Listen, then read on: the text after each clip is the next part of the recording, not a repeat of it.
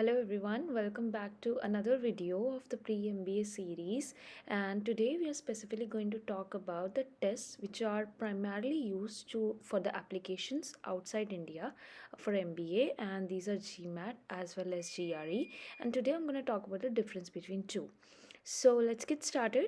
As some of you might know, before the tests were separate based on whether you're doing MS or MBA. For MS, it was GRE, and for MBA, we used to take only one test, that was GMAT, right? But nowadays, things have changed and schools have started to actually accept both of the tests for MBA. So, yes, now you can take both GMAT and GRE for your MBA as well.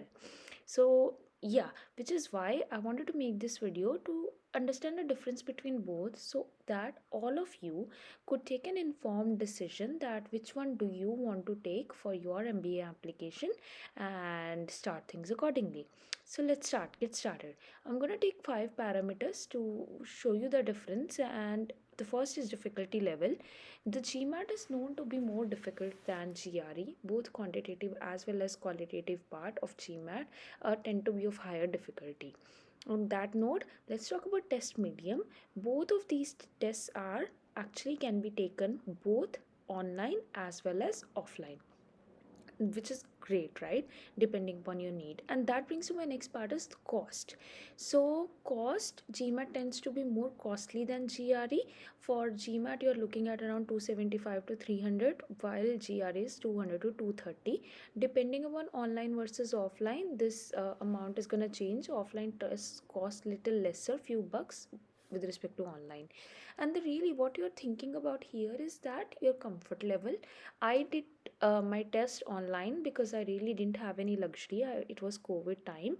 Nowadays you could choose between two depending upon your comfort level, right? The only thing you need to think about is that if you are at a test center, let's say something goes wrong, it's easier for you to generate report and maybe get your money back.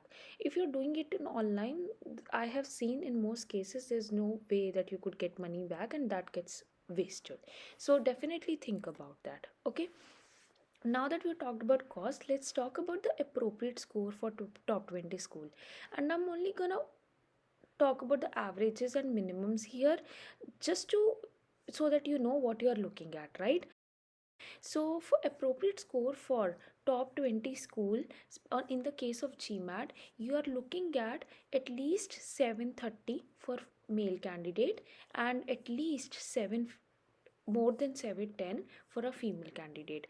When it comes to GRE, you are looking at 320 for male and around 315, more than 315 score for female. And now these are just averages, right? As you go higher in the ranking school, you might have to need more score. Let's say you're looking at Harvards and Stanfords of the world. For the Indian male candidate, the score requirement, average score requirement, can go as high as 760, right? So what I would encourage you is, please, after this video, go and check what is the average score that your school in your target list school requires. Each school chooses to post the scores on their website, so you should be easily able to get that information. Okay, and again, as I said, if your application is unique and you are from a certain underprivileged background and you show that very well, the based on quality of your application, you might be able to apply and get into certain schools without the need of this high score as well. And as you go lower in ranking, the score requirement would of course get lower. So this is just for illustrative purposes, and we're working with averages again.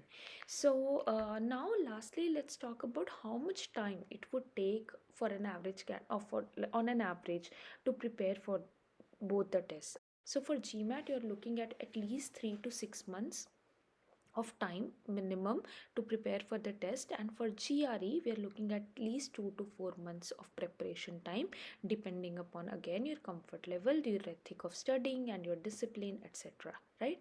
So now that we talked about the difference between GMAT and GRE, I hope this helps you to understand which one do you want to take. I think if you want, I think one should nowadays think about taking the GRE. And the reason I'm saying that is because the test level difficulty is moderate, you pay lesser, and you would be able to apply for both masters of science and masters of MBA, like masters of business, right, with the GRE test. And the reason I took GMAT is because I didn't have a video like this. I found out much later about the exact difference between two tests, and if I would could go back, would have taken GRE. So now that you know the difference, let's move on to the next section of video. I wanted to also give you some of the resources that you could use to take the test and as you start this journey, right? So the very first thing that you should be thinking about, the resource you could definitely should definitely use is the officially GMAT GRE books.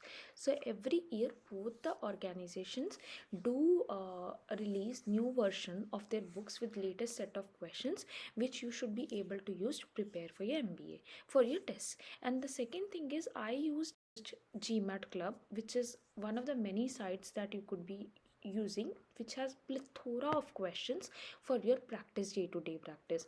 This video is not sponsored, it's just my personal experience with GMAT Club, and I use that. That's why I'm taking the name, that name. Otherwise, it's up to you, whichever resource you want to use. Now, the third resource I would encourage you to use is the two free official GMAT GRE tests with the website which the organization gives you every year. And the fourth resource which you could be thinking about based on this is the other websites which also have plethora of questions and do replicate test like environment for you to use. So definitely could do a Google search and see what other resources are available. Lastly, if you are someone who prefer formal environment more than preparing individually on their own, then you could also leverage some of the coaching institutes. I am not going to endorse any of them because I didn't use them for my preparation. I did my preparation on my own. But yeah, please, like, I highly encourage, rather than wasting time, right? If you think you need external help and you could use some coaching, why not just go for that? There are numerous sources available online. Lastly, I also want you to leave some tips to prepare, which I think in hindsight I have used or I could have used.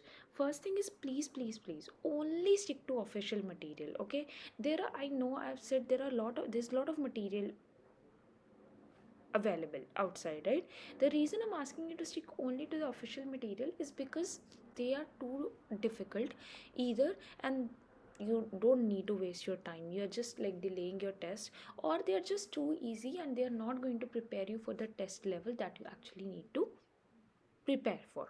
So I would highly encourage only use official resources, use official books.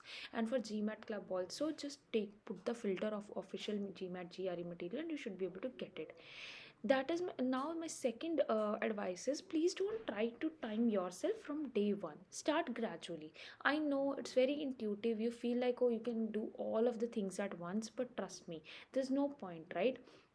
Just first get better at concepts, and once you have good grip of the material, then add the pressure of finishing it in a certain time as well. If you try to do n things at one time from day one, that's not going to land well, and trust me, it just increases your prep time.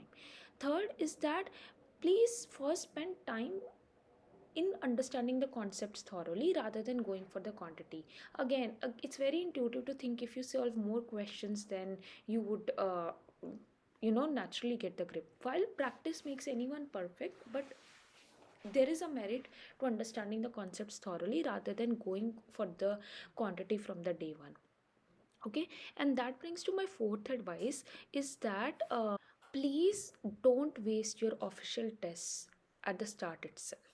Is It's because these are the only two free tests which are available, and which you could use to replicate exactly how the exact final test is going to be.